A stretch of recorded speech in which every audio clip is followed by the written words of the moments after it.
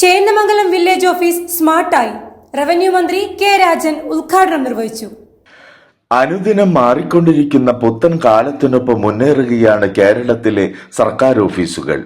എല്ലാവർക്കും ഭൂമി, എല്ലാ ഭൂമിക്കും രേഖ, എല്ലാ സേവനങ്ങളും സ്മാർട്ട് എന്ന സർക്കാരിന്റെ പ്രതിജ്ഞാവാചകം നടപ്പിലാക്കുന്നതിന്റെ ഭാഗമായി സ്മാർട്ട് വില്ലേജ് ഓഫീസ് പദ്ധതിയിൽ ഉൾപ്പെടുത്തി നിർമ്മാണം പൂർത്തീകരിച്ച ചേന്ദമംഗലം സ്മാർട്ട് വില്ലേജ് ഓഫീസിന്റെ ഉദ്ഘാടനം റവന്യൂ മന്ത്രി കെ രാജൻ നിർവഹിച്ചു.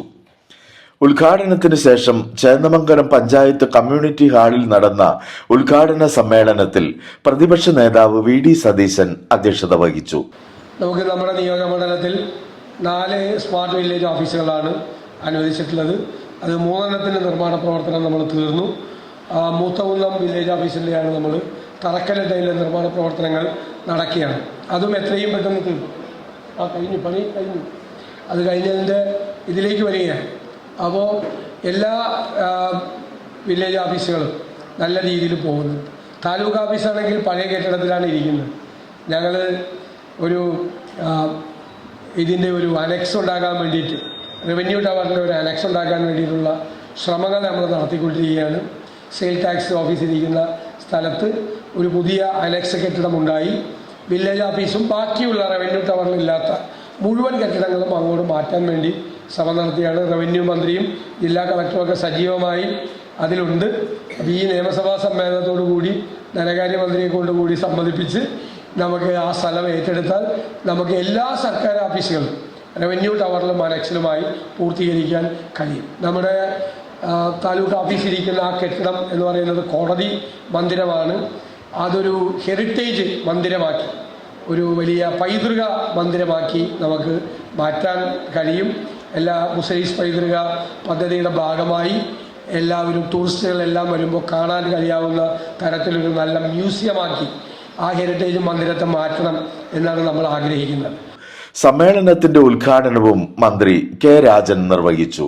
പട്ടയ മിഷനിലൂടെ ഈ തഹസിൽദാർമാരോട്, റവന്യൂ ഉദ്യോഗസ്ഥന്മാരോട് സംസാരിച്ചപ്പോൾ കടൽ പുറമ്പോക്ക് എന്തുകൊണ്ട് പതിച്ചു കൊടുക്കുന്നില്ല എന്ന ചോദ്യം ഞങ്ങൾ ഉന്നയിക്കുകയുണ്ടായി. എല്ലാ വർഷവും മേഖല തിരിച്ച് തഹസിൽദാർമാർ വരെയുള്ളവരുടെ യോഗം റവന്യൂ വകുപ്പിന്റെ മന്ത്രി തന്നെ പങ്കെടുത്ത് വിളിക്കുന്ന ശീലം നമുക്കുള്ളപ്പോൾ വളരെ പെട്ടെന്ന് തഹസിൽദാർ മറുപടി പറഞ്ഞു, മന്ത്രിക്ക് അറിയാത്തത് കൊണ്ടാകും ചോദ്യം എന്ന വിധത്തിൽ 964 ചട്ടത്തിലെ 11(2)(5) പ്രകാരം സാർ ജലസേചന മാർഗങ്ങളിൽ നിന്നുള്ള പുറമ്പോക്കുകൾ പതിച്ചു കൊടുക്കാൻ പാടില്ല. ശരിയുത്തരം കൈവന്നിച്ച തഹസിൽദാർ ശരിക്കുള്ള ഉത്തരവാണ് പറഞ്ഞത് എന്ന് പിന്നെ ബാക്കി എല്ലാവരും കരുതി. അപ്പം ഞാൻ അവരോട് ചോദിച്ചു, തഹസിൽദാർ ആ വകുപ്പ് വീണ്ടും വായിച്ചിട്ടുണ്ടോ? ഞാൻ എത്രയോ തവണ വായിച്ചിട്ടുള്ളതാണ് സാർ, 2 കടൽ മേഖലകളിൽ പ്രവർത്തിച്ച ആളാണ്.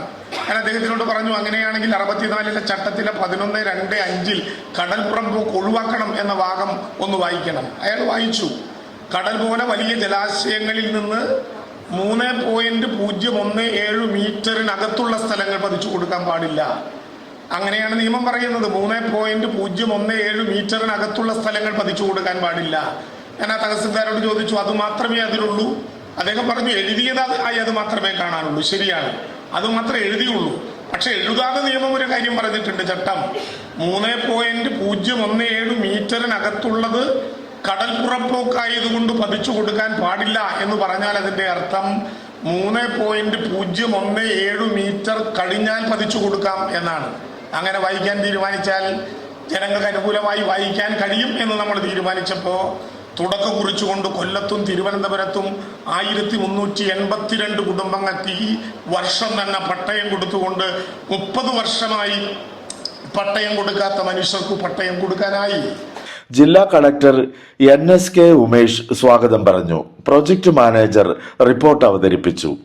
Paravur block panchayat president Kamala Sadanandan, Chendamangalam panchayat president Leena Viswan, ജില്ലാ പഞ്ചായത്ത് അംഗം NS Anilkumar, block panchayat vice president KS Aneesh, Chendamangalam panchayat vice president VU Sreejith, fort Kochi sub collector Kumari K Meera തുടങ്ങി നിരവധി പേർ സംസാരിച്ചു.